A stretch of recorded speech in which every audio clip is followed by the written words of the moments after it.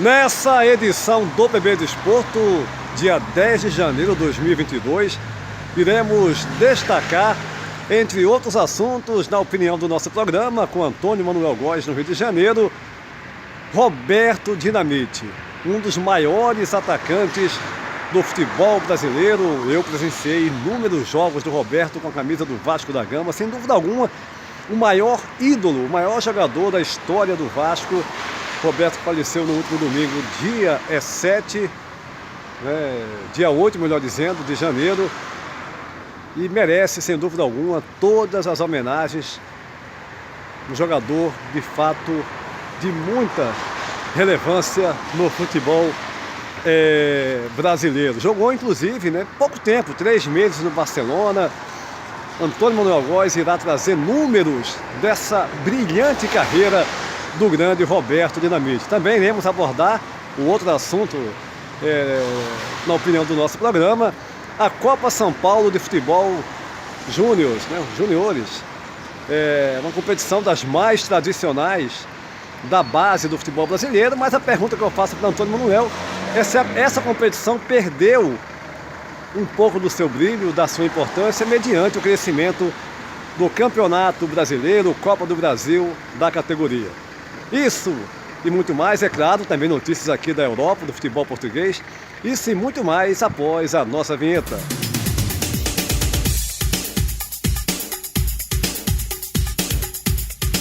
Iniciando essa edição do PB Desporto, direto aqui das ruas de Gandra, região do Porto Norte de Portugal.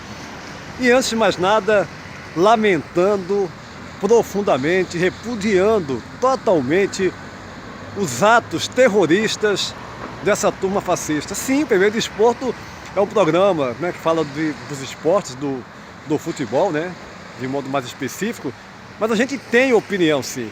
E todos que têm um mínimo de discernimento sobre o que é absurdo, sobre o que é deplorável, precisam, sim, em qualquer meio, mostrar a sua indignação contra esses vândalos fascistas, que motivados por esses 4 anos de governo reacionário, fascista no Brasil, já foi embora ele, e já vai para o Xilindró. A gente precisa repudiar tudo isso. Dando prosseguimento agora à nossa edição do PB Desporto, quero ir ao Rio de Janeiro. Antônio Manuel Góes, falando inicialmente do Roberto Dinamite, um dos grandes jogadores do futebol brasileiro, que faleceu no último domingo. E você tem dados sobre essa carreira brilhante do grande Roberto Dinamite, hein, Antônio Manuel Góes? Olá, gente do PB Desporto. Nascido dia 13 de abril de 1954 no bairro São Bento, Duque de Caxias, Carlos Roberto Oliveira, o Calu, jogou a partir dos 12 anos entre os de sua idade no time homônimo do bairro na Baixada Fluminense, onde aos 15, em 1969, foi descoberto por Gradim, ex-treinador e olheiro do Vasco da Gama, trazido para o time juvenil Cruz Maltino, e um ano depois chegava à marca dos 46 gols. Aos 17, em 1971, ainda conhecido por Calu, ele estreou dos profissionais do Vasco na derrota de 1-0 para o Bahia no primeiro Brasileirão vencido pelo Atlético Mineiro.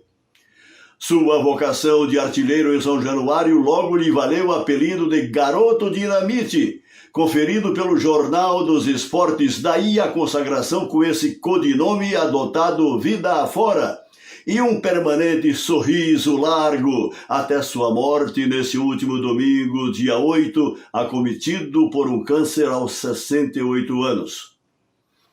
De 1971 a 80, uma estupenda carreira de goleador, coincidentemente no período da vitoriosa era Zico no Flamengo, histórico rival de São Januário.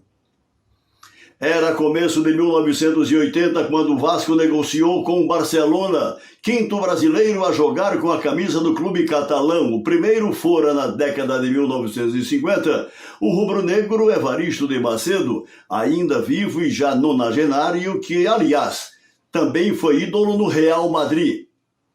Todavia, em que pese a milionária transferência, Ele teve vida curta no Barça, 3 meses e 3 gols, fora dos planos do treinador então contratado, o lendário argentino Helénio Herrera, frustrando sua expectativa de se firmar em gramados europeus.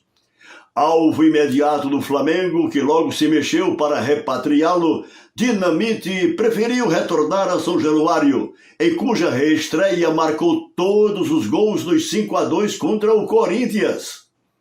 Aos 35, em 1989, fim de carreira, ele vestiu a camisa da Portuguesa de Desportos de São Paulo, destaque na 7ª posição da Lusa no Canindé no Brasileirão daquele ano, com 11 gols na temporada, que o levaram aos 190 em competições de âmbito nacional. Retornando ao Vasco no ano seguinte, encerrou sua jornada futebolística no Campo Grande em 1993. Pelo Vasco, Roberto Dinamite foi campeão aos 22 anos e artilheiro com 16 gols no Brasileiro de 74. 5 títulos de campeonato carioca, 6 taças Guanabara e 3 taças Rio. Na seleção brasileira, entre 76 e 84, 2 Copas do Mundo, 78 e 82. No torneio da Espanha, apesar da excelente forma, ficou no banco, preterido por Tele Santana, que escalou o limitado Serginho Chulapa no comando do ataque. Maior artilheiro da história do Vasco, Roberto Dinamite marcou 708 gols em 1.110 jogos. Entre os adversários cariocas que mais sofreram gols do ambidestro e oportunista atacante, exímio cobrador de pênaltis e faltas de fora da área, Fluminense 43, América 30, Botafogo 28, Bangu e Flamengo cada um 27. Roberto Dinamite é desde sempre ídolo maior na galeria de craques que envergaram a jaqueta histórica e gloriosa do Vasco da Gama, Antônio Júnior. Tá legal o Antônio Manuel Góes com muitos dados a respeito da carreira brilhante, volto a dizer, desse que na minha opinião está na história como um dos maiores atacantes do futebol brasileiro, o grande Roberto Dinamite. Aliás, mostrar aqui um gol que particularmente eu considero o mais bonito da carreira do Roberto, diante do Botafogo.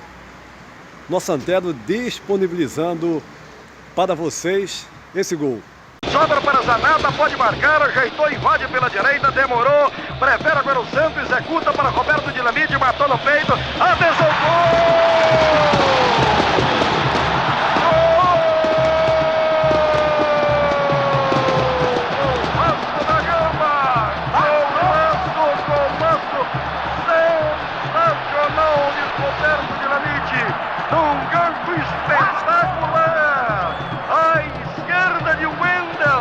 Tá aí então, né? O Roberto Dinamite em um dos seus grandes gols com a camisa do Vasco da Gama. Daqui a pouquinho, fiquem ligados, tem notícia envolvendo o jogador português, João Félix, seleção portuguesa, uma das revelações nos últimos anos, uma das maiores revelações do futebol português, foi para o Atlético de Madrid e agora, por empréstimo até o final da temporada 2022-2023, irá vestir a camisa do Chelsea, empréstimo sem opção de compra ao final desse contrato até o meio desse ano 2023. Mas agora eu quero ouvir o segundo assunto contigo, Antônio Manuel Góes, a Copa São Paulo de Futebol Júnior, de grande importância, sem dúvida alguma. Vários clubes, né, que disputam essa competição já há muitos anos.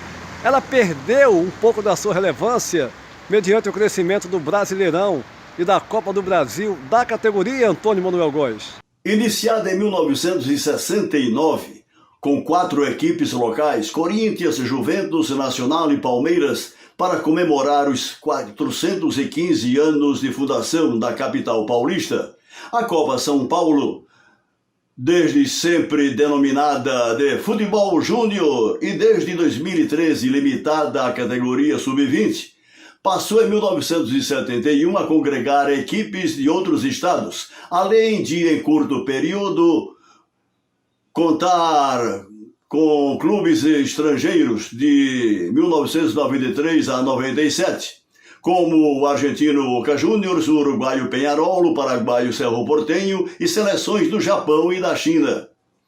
Em sua edição de número 54, organizada pela Federação Paulista de Futebol, A Copinha reúne 128 clubes de todo o Brasil, divididos em 32 grupos na etapa eliminatória e finalíssima dia 25 de janeiro no Pacaembu. O Corinthians é o maior ganhador do torneio com 10 títulos em 18 finais de que participou. Seguem-se Fluminense 5, Flamengo e São Paulo 4 vezes cada. Se revelou várias estrelas do futebol brasileiro. Em suas quase 5 décadas e meia, a Copa São Paulo, hoje sub-20, sofreu um inchaço proporcional aos interesses midiáticos e de seus patrocinadores. Todavia, as circunstâncias implicam critérios desiguais na participação de clubes de regiões remotas, cujas delegações, por extrema escassez de recursos, viajam de ônibus, não raras vezes desconfortáveis, por até 4 ou 5 dias até São Paulo, principalmente os garotos do Norte e Nordeste, todos em meio à precariedade do transporte e alimentação, além do desgaste de longos percursos, a sonhar com um futuro de sucesso e o reconhecimento que lhes ofereça a oportunidade de segurança para eles e suas famílias. O gigantismo da Copinha, no entendimento de vozes ponderadas, desvirtuou a própria finalidade que preceitua de revelar jovens talentos da bola. Jogos a cada 2 dias, notadamente na fase de 32 grupos, levam à exaustão mais de 2.000 jogadores em fase de formação de suas estruturas fisiológicas, até mesmo os providos de suporte profissional para atendê-los. Socialmente falando, diferentemente da perspectiva de um vindouro lugar ao sol para seus participantes, a 50ª Copa São Paulo de Futebol Júnior, dado o calendário brasileiro entre campeonatos estaduais já em janeiro e o advento das competições nacionais e continentais, perde ano a ano sua relevância, inclusive em função da atual variedade de torneios organizados pela CBF para as categorias de base, como o Brasileirão e Copa do Brasil, afora as Copas Continentais, todos pulverizados em faixas etárias de sub-15 a sub-21. Concretamente, Antônio Júnior, a Copinha São Paulo passou a funcionar como um entrave à participação dos clubes em temporada que deve primar pela preservação das condições físicas e técnicas de futebolistas em formação. Tá legal, Antônio Manuel Góes, no Rio de Janeiro, na opinião do PB Desporto. E o craque português João Félix, jogador do Atlético de Madrid, da seleção portuguesa que esteve no último Mundial do Catar, sendo negociado por empréstimo com a equipe inglesa do Chelsea. Valor de 11 milhões de euros, algo em torno de 62 milhões de reais. O jogador fica, portanto, no Chelsea até o final dessa temporada 2022-2023, ou seja, até o meio do ano. Não há nenhum acordo aí para a negociação em definitivo do craque português com a equipe inglesa. Aqui em Portugal, o Campeonato Português, Benfica segue líder, primeira colocação após a vitória de 1-0 em casa diante do Portimonense. Os demais jogos, o Sporting perdendo fora de casa na Ilha da Madeira para o Marítimo por 1-0, ocupa a 4ª colocação do campeonato. O Braga venceu por 4-0 em casa do Santa Clara, é o vice-líder. O terceiro colocado é o Porto, que empatou no Estádio Nacional, estádio de mando de campo da Casa Pia, empate em 0-0. Ou seja, o Casa Pia é o 5º colocado na competição. Também o Desporto vai ficando por aqui. Convidando você para se inscrever no nosso canal, deixar o seu like e compartilhar os nossos vídeos em suas redes sociais. A todos um abraço e até a próxima. E anistia jamais. Um abraço.